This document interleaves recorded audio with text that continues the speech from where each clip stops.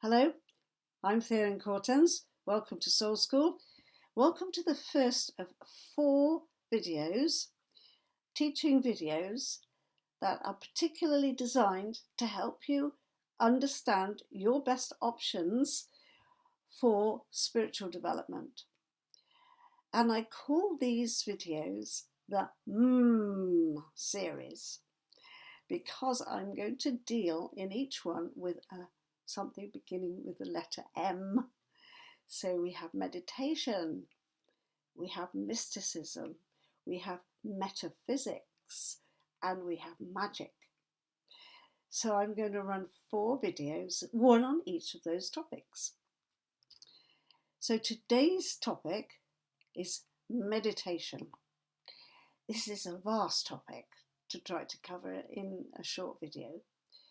However, I want to give you some pointers to how you can think about the role meditation could play in your life, if it doesn't already. And if it does already play a part in your life, perhaps some ideas for making more use of it, getting more out of it. So, roughly speaking, we can say that meditation became very popular in Western culture approximately 50 years ago.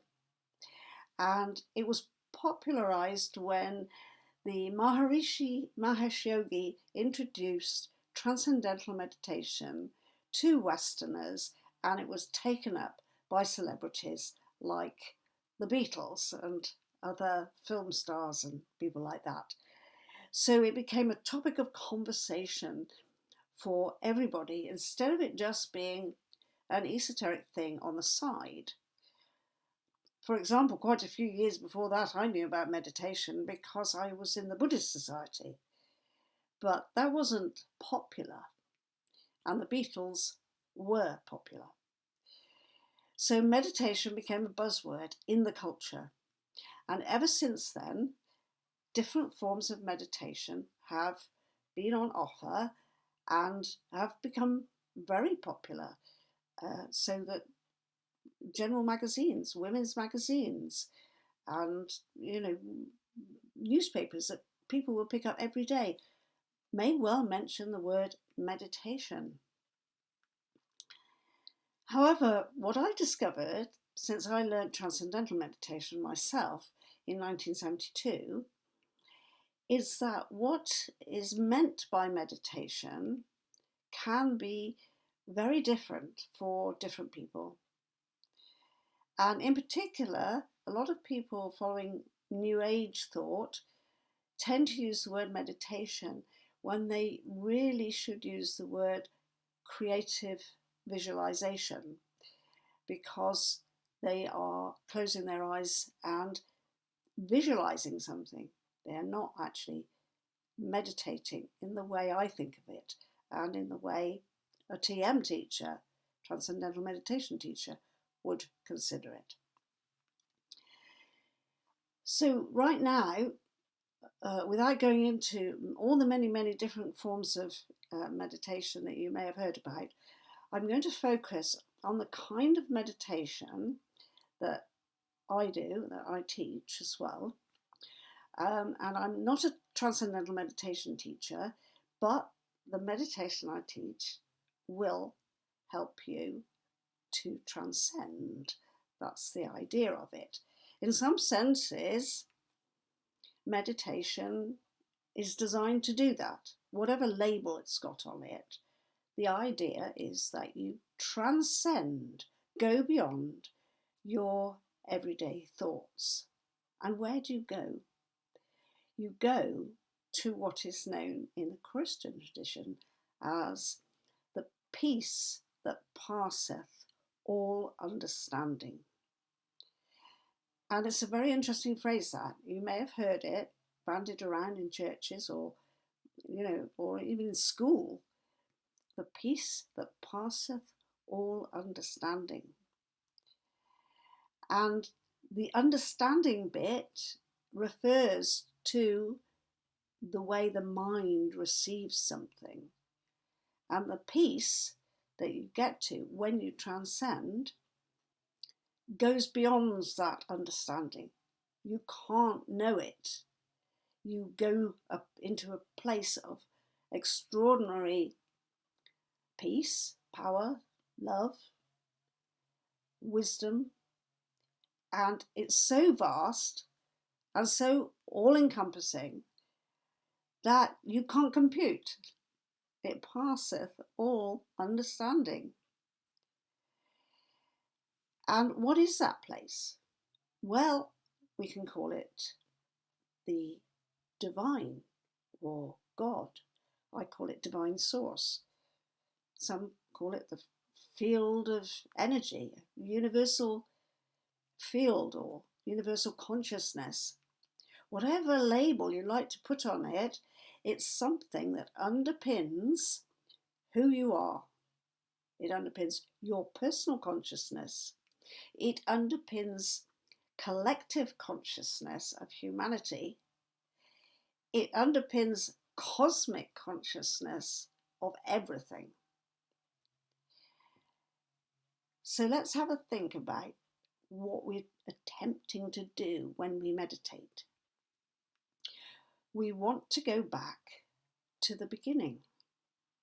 We want to go back to the source, just like the people who wanted to find the source of the river, the source of the Nile. We want to find the source of who we are. We want to be in contact in our everyday awareness of what is underpinning who we are, so that we don't just go around, in the sensory world, participating in materiality as an unconscious person. We want to know what we're doing. We want to know why we are here. We want to know who we are. We want to be able to act from that place, because that means that we are driving our own story. We become the captain of the ship. We have the agency to sit in the driving seat of life, because we have a sense of completeness and wholeness. We know what that seed of our own being is. And once we know what that seed is, we know what its intention is. We know what its desire is. If you think of a tree, perhaps an oak tree is a brilliant example, growing from an acorn. The acorn contains all the knowledge, all the code, if you like, for what that tree can possibly be.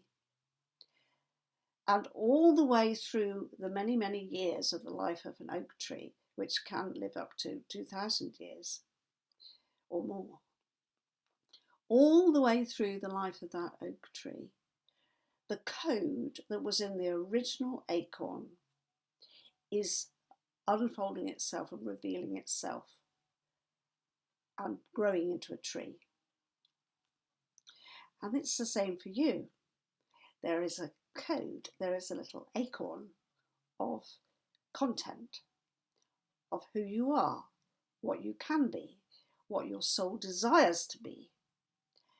And meditation allows you to get back into that original source code, if you like. And the more you meditate over a period of time, the more things get revealed to you. You have this experience, profound experience of the underlying power that sustains you. And then you begin to understand your own creative involvement with it, and that there's an interchange between you as an individual person and this immense potency of creation, which is quite abstract and feels rather impersonal. This is why theologically there have been all these discussions about how to talk about God. Is this a personal God? Is it interested in you? Or is it something vast and impersonal? Well, it's both. It is vast and it is beyond you, but it is also in you. Every cell of your body contains this immense energy, this immense capacity for creation. And what you experience as yourself at a spiritual level, mental level, emotional level, physical level, that a group of qualities that you experience as yourself, this is what I am, is based on the immense creativity of this abstract power, which has come into a condensation, if you like, and become who you are. So you are both yourself, whatever you call yourself, Mary Jane Smith, Theolyn Cortens. We are both that, and we are also God, or the divine, or whatever word you like to use for this power. We are both of those things. And in order to be aware of the potential for creating the life that will satisfy your soul, you need to meditate. There's no bones about this. You need to meditate. You need to find a system of meditation that suits your temperament, suits your lifestyle, but one which is definitely designed to take you back to that place, to help you transcend, to help you go beyond the everyday chatter and the everyday sense of being Mary Jane Smith or being Theolyn Cortens, to go beyond that and go back to this immensity of power, love, creative intelligence. Those are the three basic qualities that you come across when you start connecting with that power. And if you do that on a regular basis, all kinds of things change in your life. All kinds of things. I strongly suspect that is why some people find it quite scary to take it on, because they know somewhere deep inside, actually, things that I've done so far aren't quite right for me, and if I meditate, I might have to sort them out. And that might upset my life, might upset other people's lives, and I'm going to postpone it. But there are no more postponements for the human race. Let me say that again. There are no more postponements for the human race. Look at what's going on. And I'm not going to go into a negative thing now. But you know and I know what is going on. And you are part of it. We are all part of it. We cannot escape it. We are part of this tapestry of life, and we are engaged with it. And the way we choose to engage with it will make a difference to how that tapestry unfolds, how it emerges over the next few decades for humanity. So no more excuses. Why are you not meditating? I'm not particularly interested in selling you something here, except a concept. I'm not selling my particular kind of meditation, although, of course, I think it's really helpful for you. I'm just saying that you should find some way to get in touch with that power, love, and wisdom that resides within you. And then your life will start changing for the better. It will change for the better, even though there might be a little bit of a uncertainty and a sense of, oh, things are changing and things are changing really quickly and oh dear, dear, dear.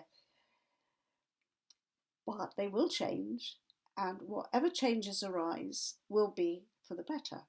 And this is true for humanity. There are changes going on, which we can observe every day when we look at the media. Immense changes. But, and I might admit to being an eternal optimist, but I do come from a spiritual belief that those changes are essential for humanity and that they are leading us to a stronger, wiser, more beautiful way of being as a collective. So that's meditation. Meditation that you take on should be the kind of meditation that will help you go beyond your everyday concerns and reconnect with the divine source. Choose your meditation freely, whatever calls to you, but don't confuse it with guided journeys or visualizations. Those are really lovely to do, and I teach them. And they will put you in a place where you can converse with guides and with other spiritual beings. So I'm not saying that they're no use. I'm saying that you must also at least have a meditation program that takes you back to the source of your own being, where you can understand what your soul's true desires are. If you want to try my meditation system, the Schaefer method, you can find out more about it on schaefermethod.com, where there's a webinar that you can watch. But get on with something. If it's not the Schaefer method, then get on with something else. And I look forward to talking to you again in the second of this series, which is about mysticism. So we've had meditation, then we'll have mysticism. And just one reminder, the Schaefer method can be found at schaefermethod.com. Many blessings.